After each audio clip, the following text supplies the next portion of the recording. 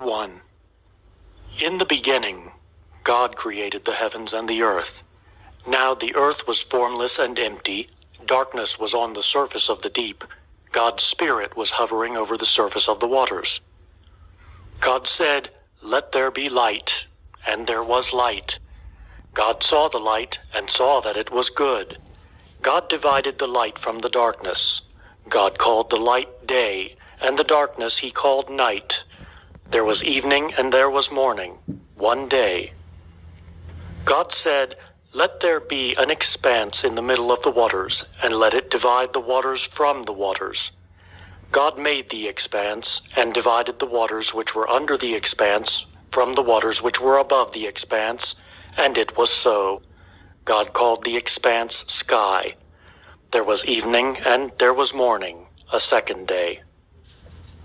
God said, "Let the waters under the sky be gathered together to one place, and let the dry land appear."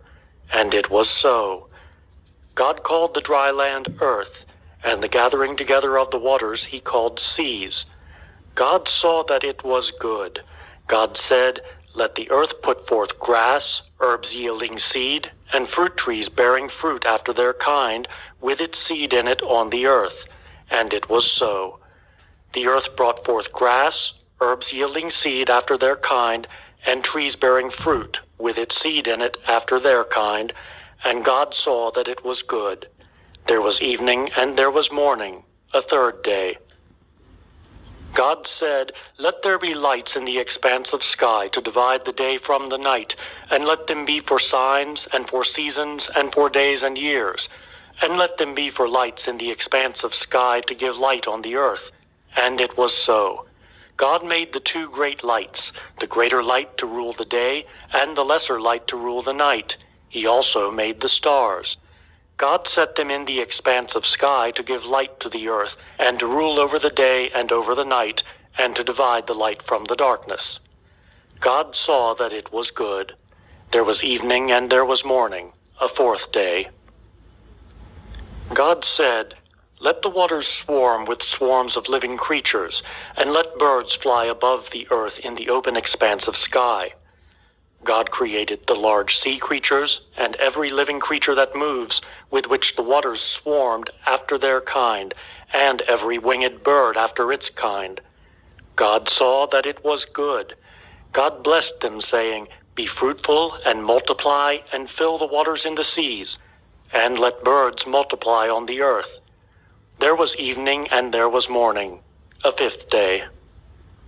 God said, "Let the earth bring forth living creatures after their kind, livestock, creeping things, and animals of the earth after their kind." And it was so. God made the animals of the earth after their kind, and the livestock after their kind, and everything that creeps on the ground after its kind. God saw that it was good. God said, "Let us make man in our image, after our likeness, and let them have dominion over the fish of the sea, and over the birds of the sky, and over the livestock, and over all the earth, and over every creeping thing that creeps on the earth." God created man in his own image. In God's image he created him. Male and female he created them. God blessed them. God said to them, "Be fruitful, multiply, fill the earth, and subdue it.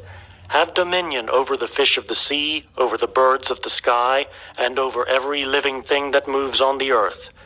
God said, "Behold, I have given you every herb yielding seed which is on the surface of all the earth, and every tree which bears fruit yielding seed. It will be your food. To every animal of the earth, and to every bird of the sky, and to everything that creeps on the earth in which there is life, I have given every green herb for food." And it was so. God saw everything that he had made, and behold, it was very good. There was evening and there was morning, a sixth day. Chapter 2. The heavens and the earth were finished, and all their vast array. On the seventh day God finished his work which he had made, and he rested on the seventh day from all his work which he had made.